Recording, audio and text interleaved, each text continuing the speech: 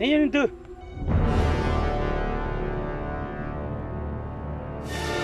Có tụ lại. Thua.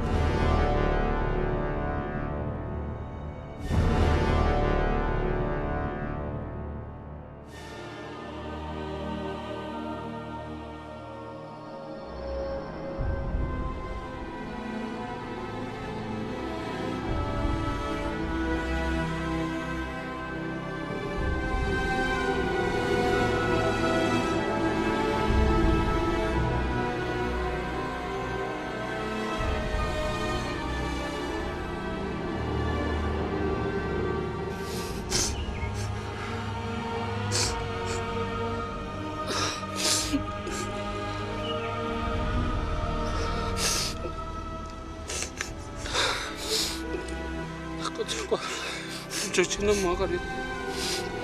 cucinya mama. Mẹ tu,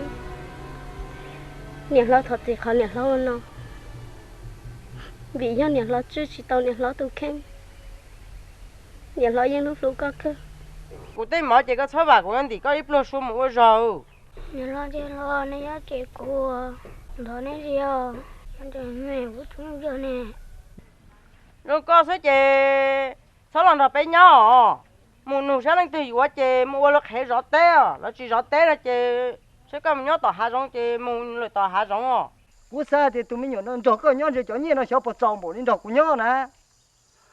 Có cho để nó gì sự ngỡ tụi mình nhọn cho con nhớ nè, cả cho ít buộc để trâu co thế nào nè, ấy cho lên tới nói nhiều chuyện nó sẽ có thể suy thiệt ta, ngồi yếu trong nó ta, yếu trong nó ta,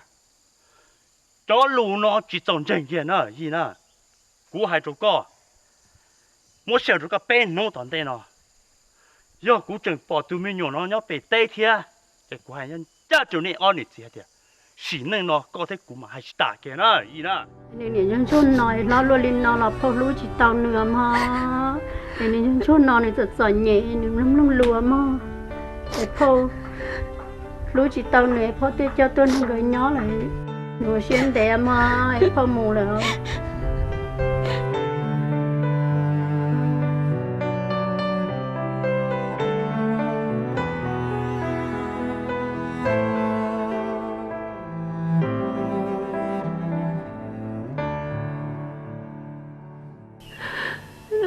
Luôn thôi giờ để lên tiệm một tiền rồi tao có tôi nói một niệm một chín để luôn tay tiền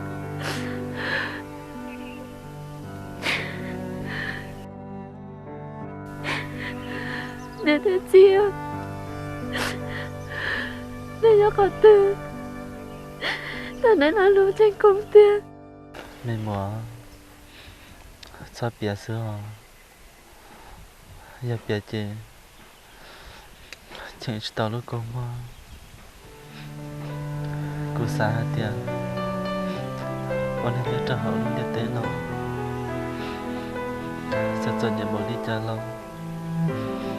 chứ cho nhận một đi cụ là sữa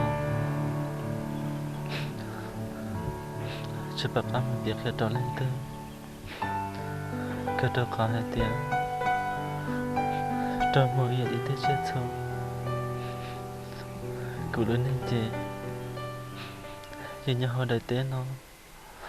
là tao cầu gì tôi sông nó sữa chế một tu sa có chỉnh nhà con hú thao đó chị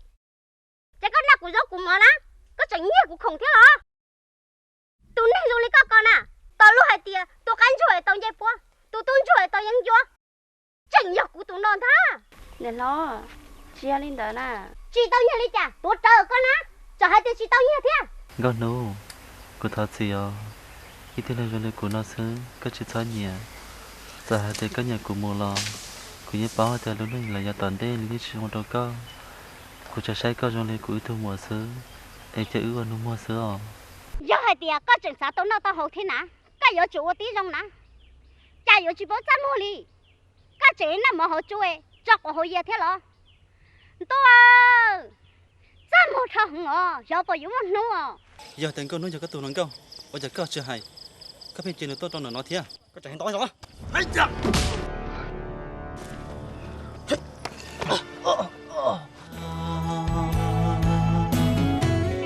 hai gió kỳ nhỏ cũng nhỏ có cha thà bé mò lo vô thà chi ta